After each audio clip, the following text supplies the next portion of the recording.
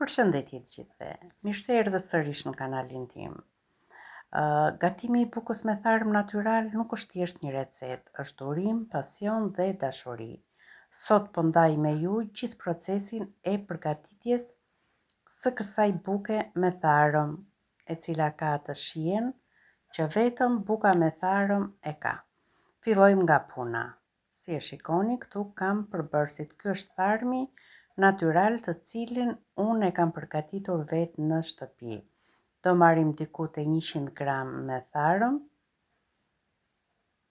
Do t'i shtojmë ujë të vakët, do t'i shtoj gradualisht. Do shtojmë diku te 400 ml ujë të vakët. Që të kuptoni nëse tharmi është i duhuri, tharmi duhet të ngrihet lart, duhet të notoj, nuk duhet të fundoset. E tresim tharmin në ujin e vakët, tek mielli shtojmë një lugë të çajit me krip,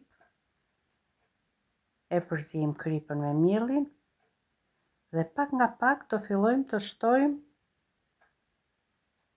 tharmin e tretur në ujin e vakët. Do formohet një brum i butë, sigurisht me 400 ml ujë del brum i ngjitshëm.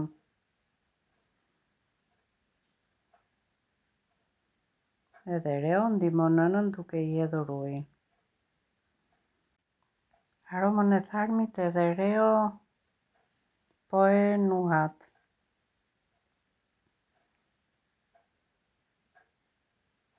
Si u thash më parë, është një brum i butë dhe i ngjitshëm.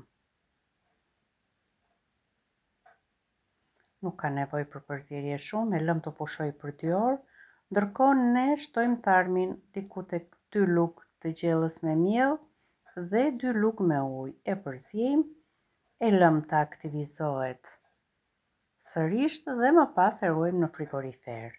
Pasi e kemi lënë brumin të pushoj, shikojmë që ka krijuar disa pore të mëdha. Ndryshe nga brumi me maja i cili e rrit vëllimin me njëherë, brumi me tharm është pak tekanjoz, nuk rritet me njëherë, po si e thash në fillim, kërkon punë dhe shumë durim.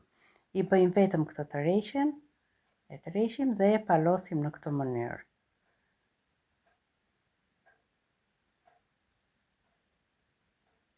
Mendoj se kaq mjafton.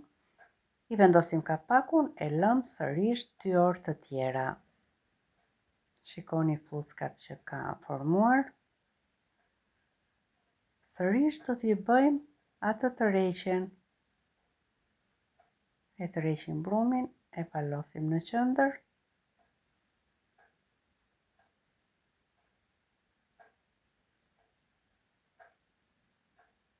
E punojmë mirë. E lëm të pushoj 2 orë të tjera. Në këtë moment brumi është rritur goxha nga vëllimi. Shtojmë pak miell në suprin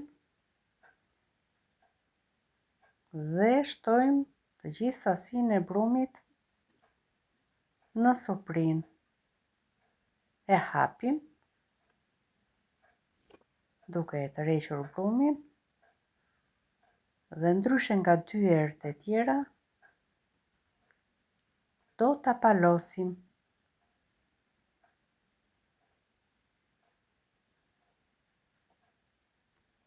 E tërheqim dhe e palosim.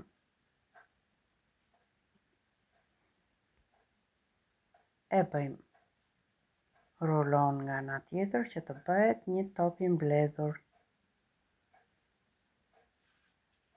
Natyrisht në këtë moment nuk ngjit brumi. E vendosim në një tenxhere duke i shtuar poshtë miell që të na dalin me lehtësi. E lëm të pushoj për 2 orë derisa vëllimi të rritet. Si e shikoni, vëllimi është rritur. I shtojmë sërish pak miell dhe do ta lëm gjithë natën në frigorifer.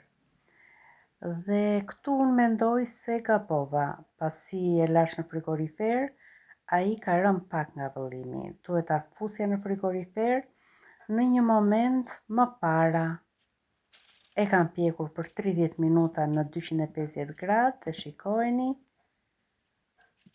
koren e kësaj buke krokante. Edhe pse çdo brum ka tekat e veta, edhe poret ndryshojnë sipas fermentimit. Rezultati këtë herë ishte një bukë e butë, e shijshme, që u prit me shumë kënaqësi në tavolinë. Kush e ka provuar tharmin natyral, e di që ky është një udhëtim ku mësojmë diçka të re në çdo pjekje. Me dashuri nga kuzhina ime.